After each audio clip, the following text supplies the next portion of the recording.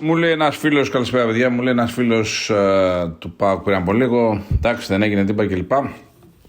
Όχι, δεν είναι έτσι. Ο ΠΑΟΚ έχασε δεύτερο συνεχόμενο τρόπαιο, δεν έρχεται η καταστροφή του κόσμου σαφώς, αλλά εδώ μιλάμε για τον ΠΑΟΚ, μιλάμε για ένα τεράστιο σωματείο, ένα σωματείο με πάρα πολύ κόσμο. Δεν είναι μια ομάδα συνοικιακή, μια ομάδα η οποία είναι όνειρο ζωής να πάει σε ένα τελικό. Ο ΠΑΟΚ έχει πάρει τελικούς, έχει παίξει τελικούς. Είπαμε είναι τεράστιο σωματείο, οπότε υπάρχει στεναχωρία, δεν το συζητάμε καν αυτό. Αυτό πάει, τελείωσε, προχωράμε. Έχασε δίκαια, το πήρε δίκαια η Μπιλμπάο και πάλι. Πέρσι το πήρε στις λεπτομέρειες στη Θεσσαλονίκη, φέτος το πήρε εύκολα στο γήπεδο της ισπανική, η βασική ομάδα, και είναι ξεκάθαρο γιατί το πήρε. Γιατί είναι πιο έτοιμη ομάδα, πιο δεμένη ομάδα από τον ΠΑΟΚ. Ο ΠΑΟΚ είναι στο μετέχμιο μιας πολύ μεγάλης κατάστασης. Μεσούς σεζόν άλλαξε η ομάδα, άλλαξε ο προπονητής, άλλαξαν παίχτες, ήρθαν παίχτες μεγαλύτερης ποιότητας.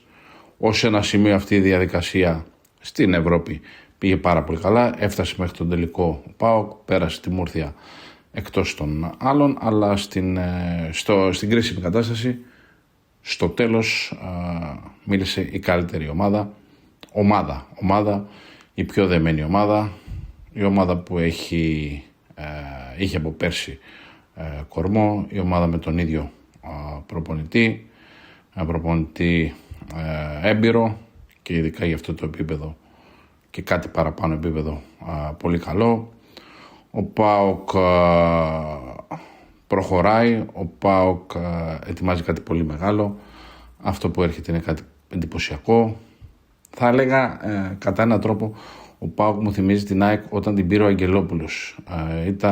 Είχε έρθει, μην το πάρουμε ακριβώς αυτό που θα πω της μετρητής, η ΑΕΚ είχε έρθει, είχε επιστρέψει από την Α2, είχε πάρει κάτι παίχτες, τα έχω ξαναπεί, που δεν τους έβρισκες ούτε στην τρίτη Wikipedia. Κάπου τον Νοέμβριο εκεί ανέλαβε ο Μάκης ο Αγγελόπουλος, ήρθαν πολύ καλοί παίχτες όπως ο Καρλίγκλης, ο Πόψ Μεσάμπονσού και σιγά σιγά άρχισε να φτιάχνεται η ομάδα, ήρθαν ευρωπαϊκοί τίτλοι, προχώρησε η ΑΕΚ και έχει φτάσει εδώ που έχει φτάσει σε ένα πάρα πολύ καλό σημείο με τα δεδομένα που έχει, ότι δεν έχει την τσέπη του Ολυμπιακού, του Παναθηναϊκού, δεν έχει την τσέπη του Τέλη Μιστακίδη και είναι έτοιμη να διεκδικήσει έναν ακόμη ευρωπαϊκό τίτλο και της ευχόμαστε να τα καταφέρει σαφώς την άλλη εβδομάδα. Ο ΠΑΟΚ λοιπόν είναι στο μετέχμιο μιας μεγάλης εποχής, στο μετέχμιο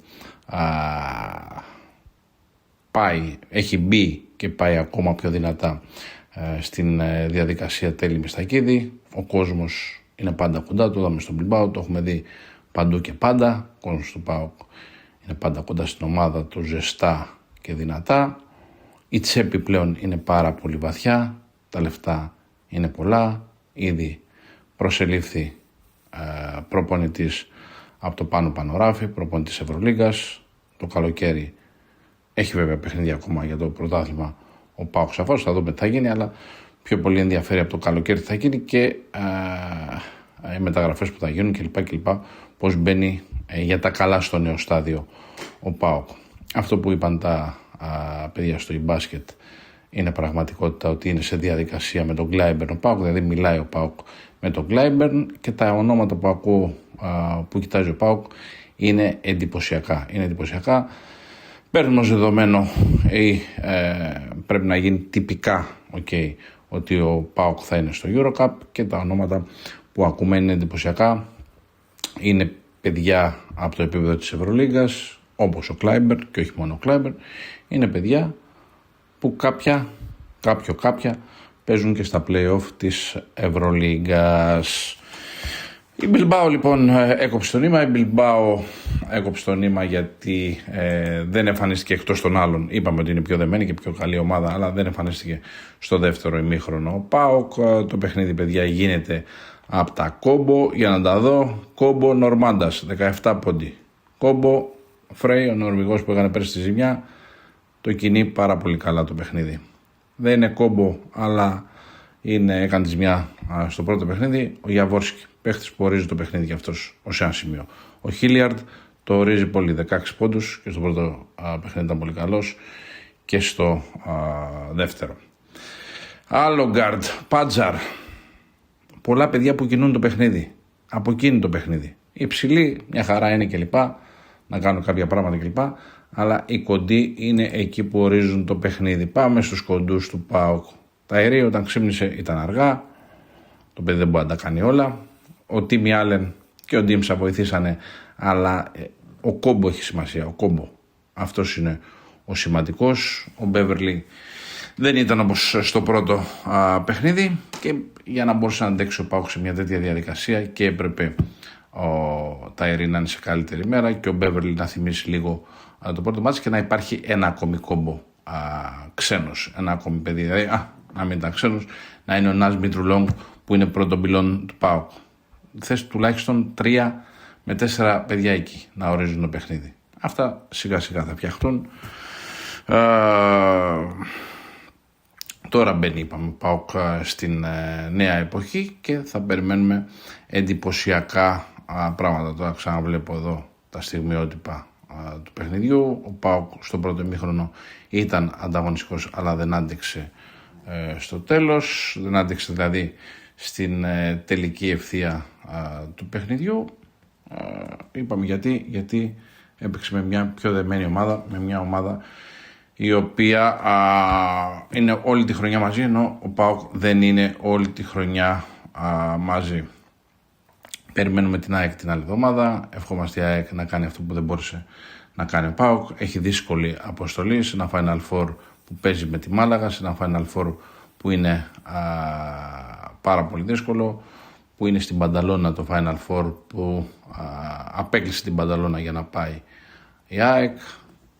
Δεμένη ομάδα η ΑΕΚ, καλή ομάδα η ΑΕΚ, η Μάλαγα καλύτερη, αλλά στο ένα παιχνίδι δεν ξέρεις τι μπορεί να γίνει. Θα είναι μια μήνυ υπέρβαση αν μπορέσει να τα καταφέρει η ΑΕΚ και θα δούμε τι θα γίνει. Σε λίγες ώρες έχουμε και τα μάτς τα δεύτερα της Ευρωλίγκας, οπότε θα τα συζητήσουμε όλα στη Magic EuroLeague. Θα πούμε και για τον ΠΑΟΚ αν έχουμε κάποιο νεότερο. Και επειδή θα αναρωτιέστε, είπαμε ότι ο ΠΑΟΚ ετοιμάζει κάτι εντυπωσιακό. Όλος ο κόσμος είναι από πάνω. Τις προάλλες είχαμε αποκαλύψει την ιστορία με τον Γιώργο Τσιάρα, ο οποίος ανέλαβε διοικητικό, ανέλαβε πόστο μάλλον στον δικέφαλο του Βορρά και ήδη ο ΠΑΟΚ μιλάει με πολλούς παίκτες. Ήδη μιλάει με πολλούς παίκτες και καλά κάνει για να προλάβει. Το βλέπω εδώ στην τηλεόραση τον κύριο Μιστακίδη. Η τσέπη του ανθρώπου να είναι καλά είναι πολύ βαθιά και μιλάει με παίκτες ο ΠΑΟΚ που το κασέ τους τώρα είναι πάνω από 1-200. Όπως είναι και ο Κλάιμπερ, μιλάει με τέτοιου επίπεδου παίχτες. Αυτά παιδιά, θα τα πούμε στη Magic EuroLeague μετά το match του Παναθηναϊκού. Θα είμαστε πρώτο Θεός εκεί να τα συζητήσουμε όλα. Γεια χαρά.